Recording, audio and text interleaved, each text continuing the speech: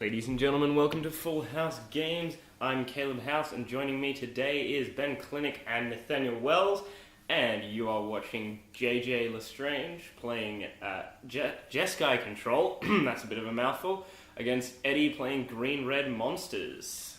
Now, is he leaning heavily on Anger of the Gods or End Hostilities in his Jeskai Control? Do you get a chance to see the list at all? I believe we're looking at quite a lot of both, so very, very sweeper orientated. Okay, so nothing staying on the board. Take it out. Yeah, so we're sort of looking probably at a more of a blue-white list from previous eras, such as Ravnica with all the Supreme Verdicts and whatnot. I think a couple of adding the red for Lightning the strikes? extra sweepers and control. Yeah, because I think blue-white control, people are trying to make it work and it just doesn't happen because you just don't have that low-down removal. You don't have those 2 mana and 3 mana. You don't have, like in last season, you had D-Sphere, answer anything on turn 3. Or you can take those early hits and you can Sphinx's Rev. You can't do that now, so you need something early and proactive, and adding red gives you the opportunity to do that. Absolutely. I think Anger of the Gods is a very good early board sweeper, especially with the prominence of such things as Jeskai tokens, blue-white heroic, all that sort of stuff is answered very well by Anger of the Gods on turn 3. Did you see that opening hand? Swan Song. That's interesting. We haven't actually seen Yeah, I was much just of about that. to comment on that one. Very interesting, especially with Anger of the Gods and End Hostilities. I'm not imagining them as forms of both, but a combination of the two. Yeah, he's probably got 5 or 6, Yeah. So that Swan Song, you position it all correctly, and the 2/2 is going to be, irrelevant, so you don't have to worry about it too much. Yeah, absolutely. And a 1 mana counter is always pretty useful, as Modern and Legacy have shown us. Okay, so he's down to 6, but I only saw a Battlefield Forge in that hand. What else are we... Is there any... Narset? Okay. He's got a land. So he's got... Okay, Island Battlefield Forge. It's a good keep. And we've seen... And he's got the Swan Song there, and I believe in Narset and possibly in Elspeth, or that might have been the previous hand. Narset's an interesting choice.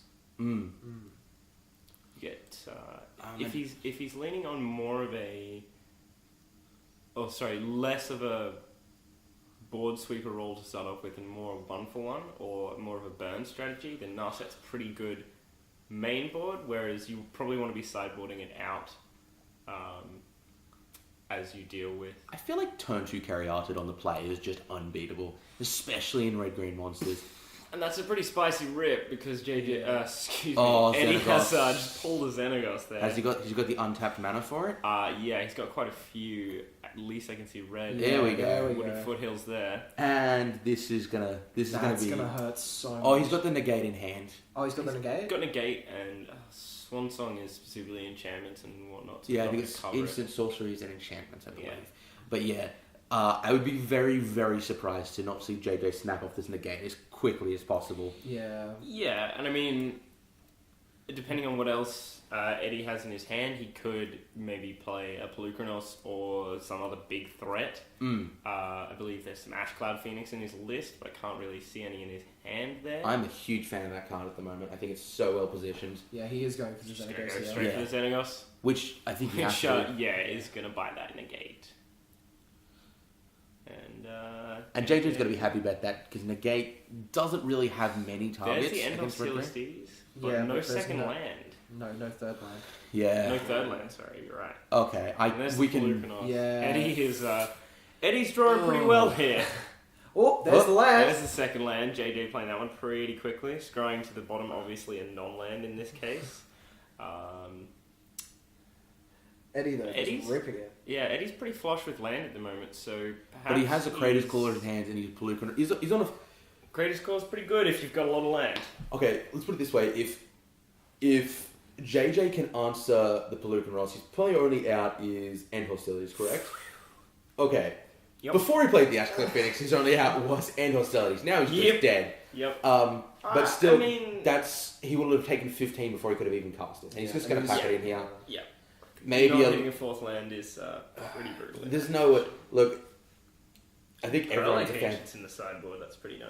What's in the sideboard? Pearl Lake Agents. Is that a hammer? And of that is a Clockworks? hammer for us. It's pretty spicy. Prog Sphinxes It doesn't... Prog Sphinx isn't in main? in the sideboard. Okay, so If what... he's leaning on a more board control sort of role, then you really don't want them in the main. What's his finisher though? Narset? Narset, I believe there was an Elspeth in the first hand that he mulliganed. Okay, sweet. I saw We Keranos. saw Keranos in that second hand there, yeah. So he's got some roles for just taking it to the late game and really going there. But it's all about getting to that late game. Yeah. So yeah, some Charm, some Anger of the Gods, there's a Narset. Narset to me seems pretty out of place in a world where you just want counters and board wipes. It also feels like, yeah, he's going to swing in, he's going to flip 2 counters and 2 board wipes, and it's going to be like, okay, And sweet. My 6-mana 3/2 first striker. You know, that's... Yeah, I mean, sure, maybe you want to play it and get a swing in, but like... Is it Raise the alarm in the really board? out? Yeah, and we can also see the Hordeling Outburst. Yeah, Hordeling Outburst. Okay, so it looks like he's got a bit of a transformational sideboard, switching into more Yeah. tokens orientated, by taking out all these board wipes. Maybe that's his answer to the aggro strategies. Maybe he's just siding Well, I a think bunch you're of running tokens. a bunch of Anger of the Gods, you don't even need to. Yeah, maybe you're right. I mean, it depends how many he's got, but... I see. Obviously, taking out those, swan songs for good reason. There's not a lot of targets that he can't hit with negate anyway, and you really don't want to be using such a situational card Well, what's the creature count on a red-green monsters deck right now? on a red-green monster. It's pretty I'd say high. all of them. Yeah, they're on Uh, Kratos Claws, Xenagos. You're running 4 Caryatids and then probably 24 land. So And about 30 maybe creatures. Xenagos and Kratos Claws, maybe some Lightning Strikes. So Yeah, I'm at wondering most- if you even want at negating. most 16 cards. We see Eddie boarding in some Chandras though. By the That's looks of nice. And Polis Crusher. Chandra is so good in this matchup. It's just... Any Planeswalkers in general are just good against any blue-white strategy because they tend to lack the ability to remove them if they stick. Absolutely, especially with the loss of Detention Sphere as Ravnica rotated out. I mean, we still have Banishing Light in that deck, but Banishing Yeah. Light is not the same card as D-Sphere. It is not as good, No. and that means you're not running Banishing Light as a 4-of, so you're gonna have access to it a lot less. Exactly, And you have the especially- Xenagos for a couple of turns. It doesn't matter that you rip that Banishing Light, you're dead. Exactly, and especially with Eddie sideboarding in that Polis Crusher. Yeah. If that's true, then that's pretty spicy, and it's gonna Protection from enchantments. deaden some Jeskai Ascendancies, and it'll deaden any Banishing Lights that JJ has to play.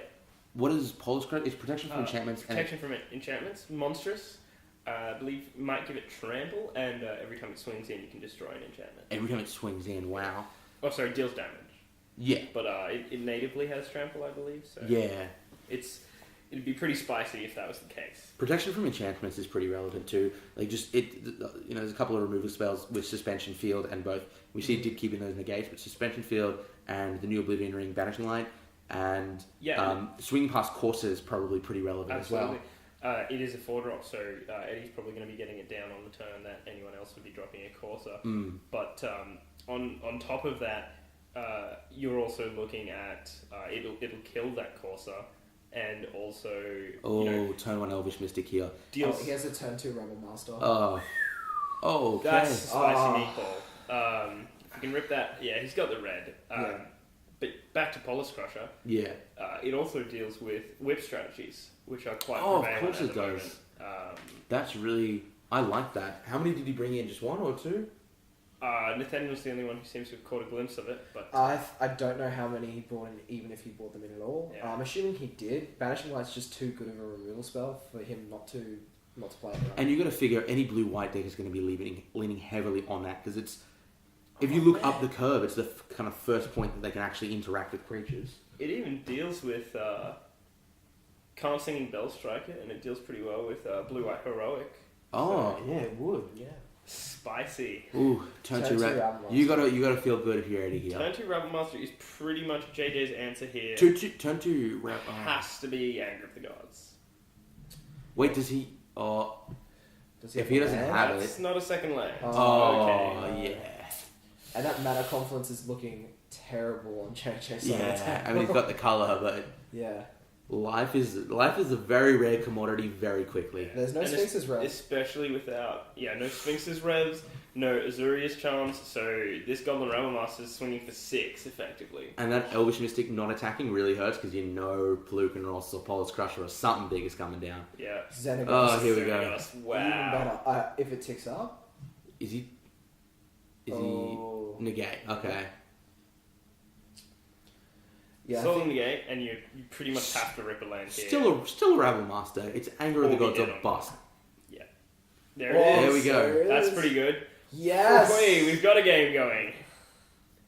Okay, now that means a lot more. Like JJ's taken 6 from that Rebel Master, 2 from that Mana Confluence. He's down to 12, 11 because of the other token. So Courser of Crufix. it was pretty timely for that. In the Greenland Monsters deck? Yeah, I'm not. A lot of people play it. I'm not a huge fan of it personally. I feel like you just want to be super proactive. But I mean, it keeps winning, so it's obviously right. I mean, the power level in standard is low enough that sometimes a card is just so good that it's like, screw synergy, we're just going to put a Courser of Crufix in here. Well, I mean, Courser of Crufix is very good. Well, that's what I'm saying. Like, it doesn't synergize with the deck, but it's just so objectively powerful that you put it in. And can we see what JJ's drawn there? Does that look like He's got a Narset in hand. He grew a does that Radiant look like Fountain. a fountain? Yeah, it's a Radiant Fountain, so it'll gain 2 life, which is pretty relevant here.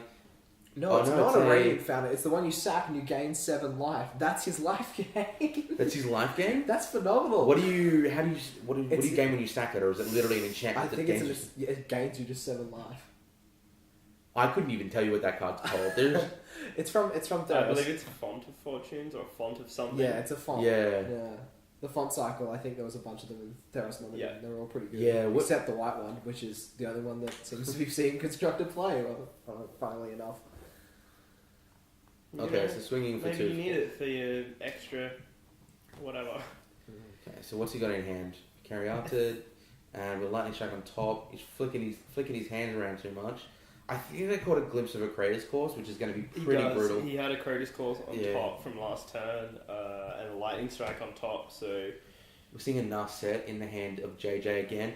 That might be something I'm looking to side out. I feel like Red Green is so proactive, you just don't want a 6-mana card. But if he didn't have the things to bring in, he didn't have the things to bring in. I feel like it's not fantastic in a control list either. Like, Yeah. maybe you're playing a lot of Burn or something else, but I'd say A like control list that is a sweeper Chandra is better.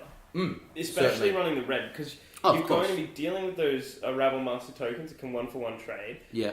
You've also got, dealing 1 damage to them, and then you've got 0, I need to draw an extra card, and it's going to survive all your board sweepers anyway. The 0 is highly relevant. It's, Yeah, it's insane. absolutely. It's legacy playable because of the 0, because in attrition matchups, Legacy player, that's a bold statement. Chandra sees legacy play in Jund. Fair enough. Yeah, it does. It's always like a one-off, right? Because you never want to curve out and hit it. But in those matchups where you draw half your deck, Chandra's going to help you draw the other half quicker. Yeah, and that's a second Kratos Clause on top there for Eddie, so that's... He just backs-to-back Kratos clause here, right? Yeah, and and I wins the believe a game. Lightning Strike was what he drew last turn, so Yeah. it's well, not great for JJ here, having to blow up his He could Radiant just- Fountain and... As a creature's Taking deck, one. just burn him out. That's never fun. Yeah. I mean, he's got the end hostilities there, which he's not going to hit at this stage. Maybe JJ... How good is end hostilities against red-green monsters, though? Because any threat they draw is good. So as soon as you wipe, they just have to play 1 threat, and it's probably still a 2-turn clock. Pretty spicy. So, I mean, it's good, but is it... It's not... I feel like Supreme Verdict was...